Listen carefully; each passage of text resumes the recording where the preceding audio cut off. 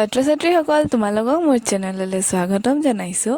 আজি তোমালোকৰ বাবে মই লৈ আহিছোঁ এইচএছ ফাৰ্ষ্ট ইয়াৰৰ অসমীয়া সাহিত্য সৌৰভ কিতাপখনৰ ফাৰ্ষ্টৰ চেপ্টাৰটোৰ কেইটামান ইম্পৰ্টেণ্ট কুৱেশ্যন এনচাৰ। আহা আমি ভিডিঅ'টো আৰম্ভ কৰোঁ। চমু প্ৰশ্ন। 1 নম্বৰ প্ৰশ্নটো হৈছে কৃপণ লোকৰ দুই ধৰ্ম কি কি? উত্তৰটি হ'ল কৃপণ লোকৰ দুই ধৰ্ম হ'ল প্ৰথমটো হৈছে কৃপণৰ বিবেচনাত ধনৰ মূল্য সৰহ, কামৰ মূল্য অলপ, গতিকে সি সৰহ কামত অলপ ধন সৰহ যাচে বা মুঠে নিদিবলৈ ফাকতি কৰে। দ্বিতীয়তে হৈছে আন মানুহে ধন খৰচ কৰিলেও কৃপণে সহিব নোৱাৰে। 2 নম্বৰ প্ৰশ্নটো হৈছে অৰ্থ ব্যৱহাৰৰ মূল মন্ত্ৰ কি? উত্তৰটি হ'ল আয় অনুসৰি খৰচ কৰাই অৰ্থ ব্যৱহাৰৰ মূল মন্ত্ৰ। 3 নম্বৰ প্ৰশ্নটো হৈছে দৰিদ্ৰ হোৱাৰ চিন কেনেকুৱা? উত্তৰটি হ'ল আয় অলপ খৰচ সৰহ সেই দৰিদ্ৰ হোৱাৰ চিন। 4 নম্বৰ প্ৰশ্নটো হৈছে মানুহৰ ঋণ কেতিয়া হয়? উত্তৰটি হ'ল আৰ্জনতকৈ সৰহ খৰচ কৰিলে মানুহৰ ঋণ হয়। 5 নম্বৰ প্ৰশ্নটো হৈছে কোন প্ৰকাৰৰ খৰচ গুপ্ত শত্ৰুৰ নিচিনা? উত্তৰটি হ'ল খুচুৰীয়া খৰচ গুপ্ত শত্ৰুৰ নিচিনা, সি গম নোপোৱাকৈ মানুহৰ অনিষ্ট কৰে। 6 নম্বৰ প্ৰশ্নটো হৈছে সত্যনাথ বৰাৰ এখন গীতৰ পুথিৰ নাম লিখা।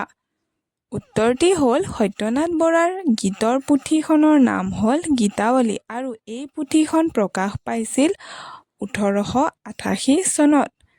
7 নম্বৰ প্ৰশ্নটো হৈছে সত্যনাথ বৰাৰ দুখন সমালোচনামূলক পুথিৰ নাম লিখা।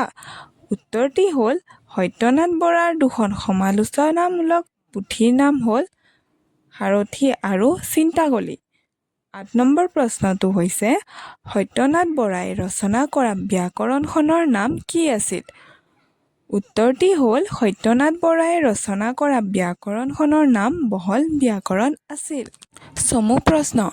1 নম্বৰ প্ৰশ্নটো হৈছে ধনৰ দুই প্ৰকাৰৰ ব্যৱহাৰ কি কি? উত্তৰটি হ'ল ধনৰ দুই ৰকম ব্যৱহাৰ হ'ব পাৰে। প্ৰথমে ধনেৰে সুখ-সম্পদ আহিলা-পাতি গোটাই ল'ব পাৰি। ভোজনৰ ভাল বস্তু, পিন্ধনত ভাল কাপোৰ, বাসৰ ভাল ঘৰ আৰু হাতী-ঘোঁৰা, গাড়ী-ডোলা, বন্দী বেটী আদি কৰি সাংসাৰিক সুখৰ আহিলাবোৰ ধন হ'লে গোটাই আনি উপভোগ কৰিব পাৰি। দ্বিতীয়তে ধনেৰে আনৰ উপকাৰ সাধিব পাৰি। ভাত নোহোৱাৰ ভাত, কাপোৰ নোহোৱাৰ কাপোৰ ধনেৰে জটোৱা যায়।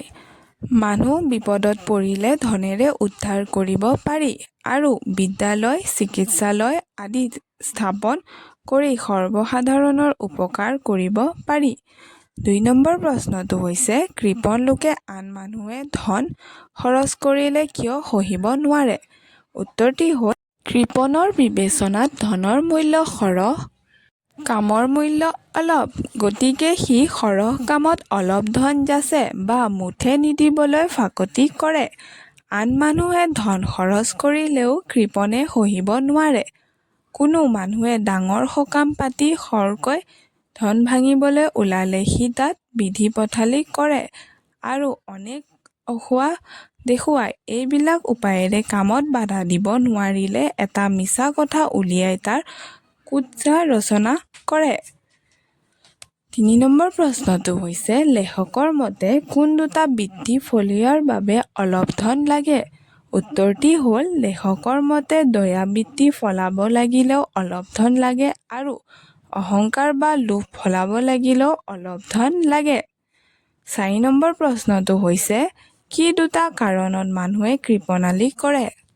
উত্তৰটি হ'ল কিছুমানে ধন উভৈনদী কৰি পৃথিৱীত এটা খ্যাতি ৰাখিবৰ মনেৰে কৃপণালি কৰে আৰু কিছুমানে সন্তান-সন্ততিলৈ ধনৰ এটা অক্ষয় ভাণ্ডাৰ বান্ধি থবৰ মনেৰে কৃপণালি কৰে।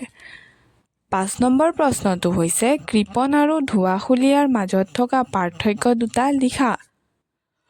উত্তৰটি হ'ল কৃপণ আৰু ধোঁৱাখুলীয়াৰ মাজত থকা পাৰ্থক্য দুটা হ'ল প্ৰথমটো হৈছে কৃপণ ব্যক্তিয়ে ধন সঞ্চয় কৰাত গুৰুত্ব দিয়ে, আনহাতে ধোঁৱাখুলীয়া ব্যক্তিয়ে ধন খৰচ কৰাত গুৰুত্ব দিয়ে। 2 নম্বৰ পইণ্টটো হৈছে কৃপণ আৰু ধোঁৱাখুলীয়া ব্যক্তিৰ মাজত থকা আন এক পাৰ্থক্য হৈছে কৃপণ ব্যক্তিয়ে ধন জমা কৰি আনন্দ পায়, আনহাতে ধোঁৱাখুলীয়া ব্যক্তিয়ে ধনক বোজা হিচাপে গণ্য কৰে। ধন্যবাদ।